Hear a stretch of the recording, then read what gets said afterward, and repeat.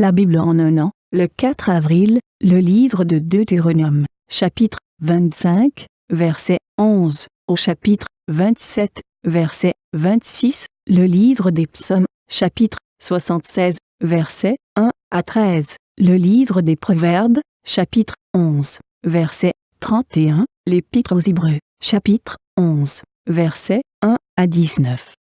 Deutéronome, chapitre 25. Lorsque des hommes se querelleront ensemble, l'un avec l'autre, si la femme de l'un s'approche pour délivrer son mari de la main de celui qui le frappe, si elle avance la main et saisit ce dernier par les parties honteuses, tu lui couperas la main, tu ne jetteras sur elle aucun regard de pitié. Tu n'auras point dans ton sac 2 sortes de poids, un gros et un petit. Tu n'auras point dans ta maison 2 sortes d'épha, un grand et un petit.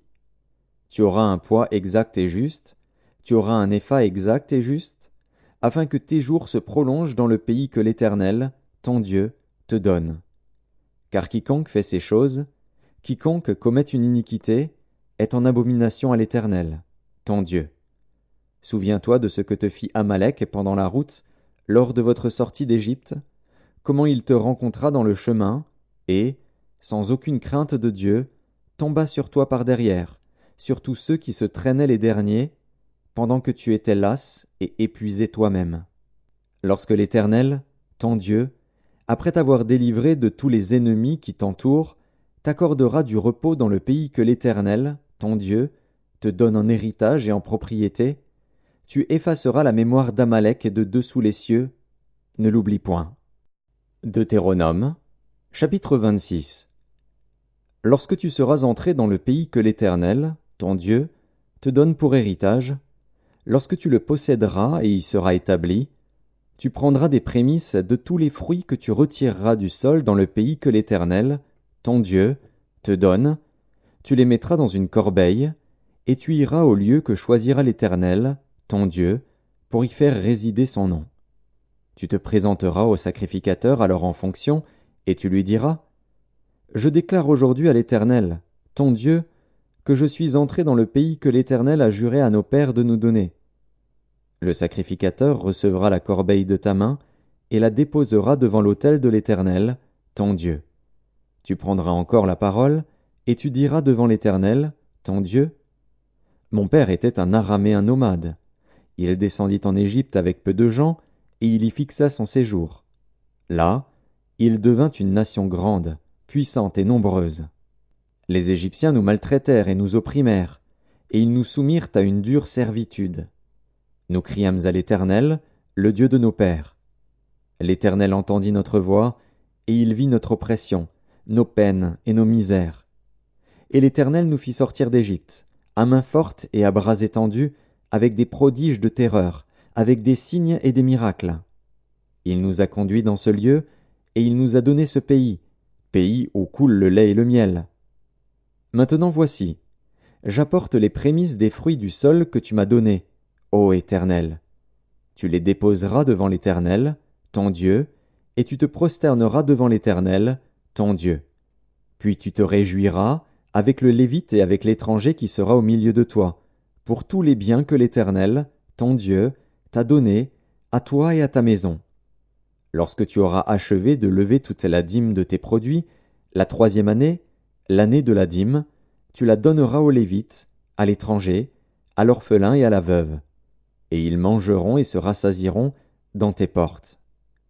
Tu diras devant l'Éternel, ton Dieu : J'ai ôté de ma maison ce qui est consacré, et je l'ai donné aux Lévites, à l'étranger, à l'orphelin et à la veuve, selon tous les ordres que tu m'as prescrits.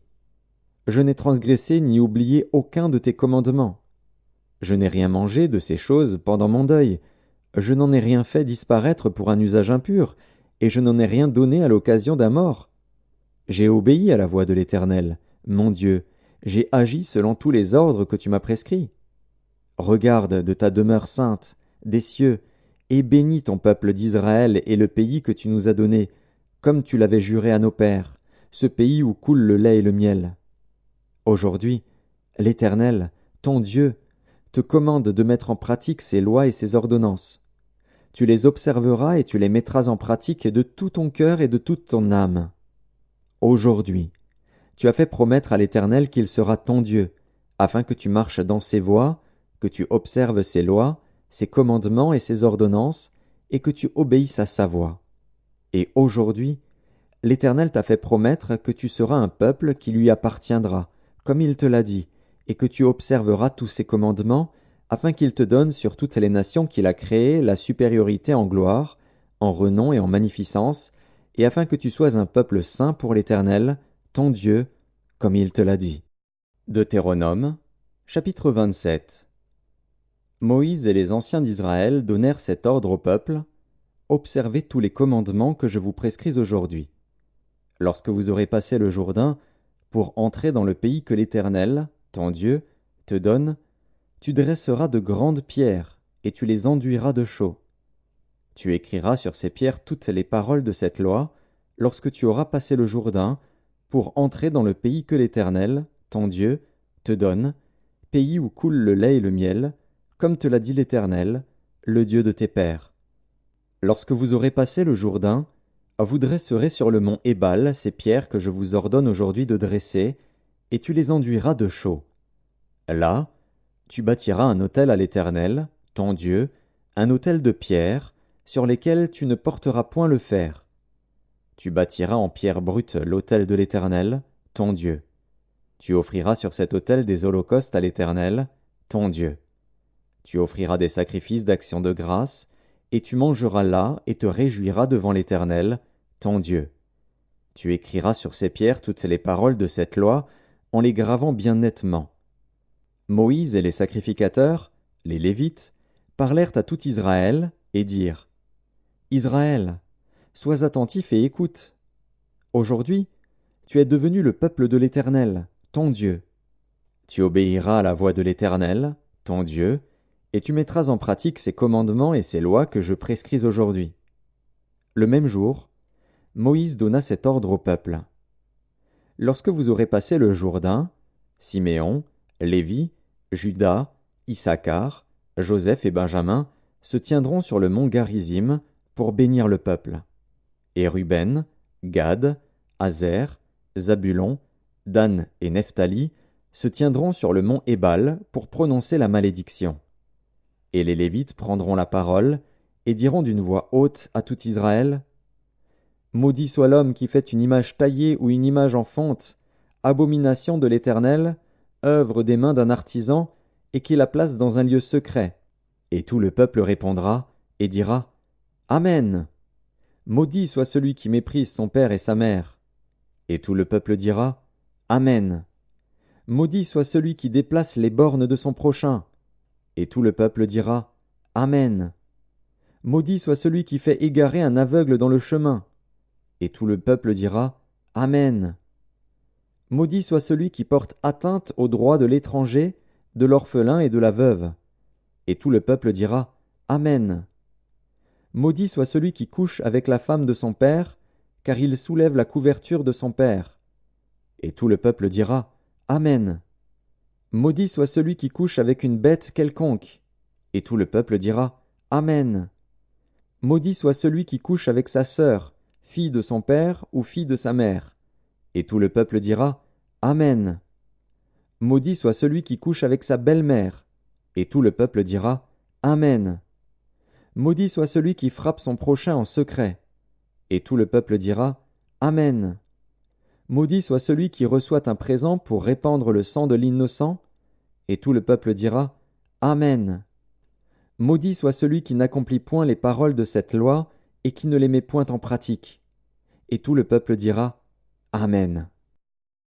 Psaume 76, au chef des chantres, avec instruments à cordes, psaume d'Asaph, cantique. Dieu est connu en Juda, son nom est grand en Israël. Sa tente est à Salem et sa demeure à Sion. C'est là qu'il a brisé les flèches, le bouclier, l'épée et les armes de guerre. Tu es plus majestueux, plus puissant que les montagnes des ravisseurs. Ils ont été dépouillés, ces héros pleins de courage. Ils se sont endormis de leur dernier sommeil, ils n'ont pas su se défendre, tous ces vaillants hommes. À ta menace, Dieu de Jacob, ils se sont endormis, cavaliers et chevaux.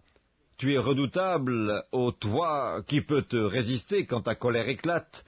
Du haut des cieux, tu as proclamé la sentence, la terre effrayée s'est tenue tranquille, lorsque Dieu s'est levé pour faire justice, pour sauver tous les malheureux de la terre. L'homme te célèbre même dans sa fureur, quand tu te revais de tout ton courroux. Faites des vœux à l'Éternel votre Dieu et accomplissez-les, que tous ceux qui l'environnent apportent des dons au Dieu terrible. Il abat l'orgueil des princes, il est redoutable au roi de la terre. Proverbe chapitre 11. Voici, le juste reçoit sur la terre une rétribution, combien plus le méchant et le pécheur. Épître aux Hébreux, chapitre 11. Or la foi est une ferme assurance des choses qu'on espère, une démonstration de celles qu'on ne voit pas. Pour l'avoir possédée, les anciens ont obtenu un témoignage favorable. C'est par la foi que nous reconnaissons que le monde a été formé par la parole de Dieu, en sorte que ce qu'on voit n'a pas été fait de choses visibles. C'est par la foi qu'Abel offrit à Dieu un sacrifice plus excellent que celui de Caïn. C'est par elle qu'il fut déclaré juste, Dieu approuvant ses offrandes. Et c'est par elle qu'il parle encore, quoique mort. C'est par la foi qu'Enoch fut enlevé, pour qu'il ne vît point la mort, et qu'il ne parut plus parce que Dieu l'avait enlevé. Car, avant son enlèvement, il avait reçu le témoignage qu'il était agréable à Dieu. Or, sans la foi, il est impossible de lui être agréable, car il faut que celui qui s'approche de Dieu croie que Dieu existe et qu'il est le rémunérateur de ceux qui le cherchent. C'est par la foi que Noé, divinement averti des choses qu'on ne voyait pas encore et saisi d'une crainte respectueuse, construisit une arche pour sauver sa famille. C'est par elle qu'il condamna le monde et devint héritier de la justice qui s'obtient par la foi. C'est par la foi qu'Abraham, lors de sa vocation, obéit et partit pour un lieu qu'il devait recevoir en héritage, et qu'il partit sans savoir où il allait. C'est par la foi qu'il vint s'établir dans la terre promise, comme dans une terre étrangère, habitant sous des tentes, ainsi qu'Isaac et Jacob, les cohéritiers de la même promesse. Car il attendait la cité qui a de solides fondements, celle dont Dieu est l'architecte et le constructeur. C'est par la foi que Sarah elle-même, malgré son âge avancé, fut rendue capable d'avoir une postérité, parce qu'elle crut à la fidélité de celui qui avait fait la promesse. C'est pourquoi d'un seul homme, déjà usé de corps, naquit une postérité nombreuse, comme les étoiles du ciel, comme le sable qui est sur le bord de la mer et qu'on ne peut compter. C'est dans la foi qu'ils sont tous morts, sans avoir obtenu les choses promises. Mais ils les ont vus et salués de loin, reconnaissant qu'ils étaient étrangers et voyageurs sur la terre. Ceux qui parlent ainsi montrent qu'ils cherchent une patrie. S'ils avaient eu en vue celle d'où ils étaient sortis, ils auraient eu le temps d'y retourner. Mais maintenant, ils en désirent une meilleure, c'est-à-dire une céleste.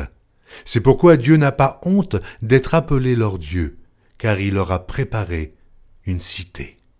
C'est par la foi qu'Abraham offrit Isaac lorsqu'il fut mis à l'épreuve, et qu'il offrit son fils unique, lui qui avait reçu les promesses, et à qui il avait été dit « En Isaac sera nommé pour toi une postérité ». Il pensait que Dieu est puissant, même pour ressusciter les morts. Aussi le recouvra-t-il par une sorte de résurrection.